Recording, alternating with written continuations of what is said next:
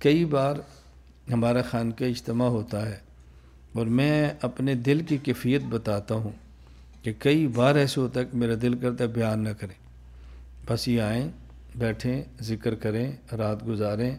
پھر رات اٹھیں، تہجد پڑھیں، ذکر کریں، اشراق تک عبادات میں لگے رہے اور چلے جائیں۔ مجھے اس سے بہت زیادہ ڈر بھی لگتا ہے اور اندیشہ بھی رہتا ہے کہ ہمارا خانقاہ اجتماع بھی یہ بیان کے چسکے کی نظر نہ ہو جائے، بیان کے چسکے کی نظر نہ ہو جائے،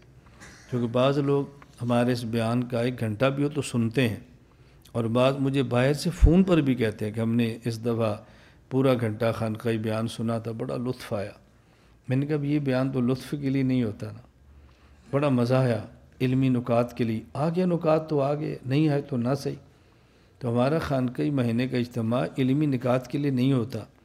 یہ بیان برائے بیان نہیں ہوتا۔ ہماری خواہش ہوتی ہے کہ کم از کم مہینے میں کچھ وقت ایسا ہو، ہر روز عبادات تو ہے ہی،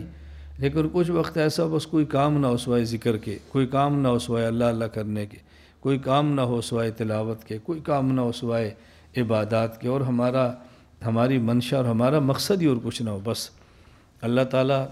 ہم سب کو یہ بات سمجھنے کی توفیق عطا فرمائے۔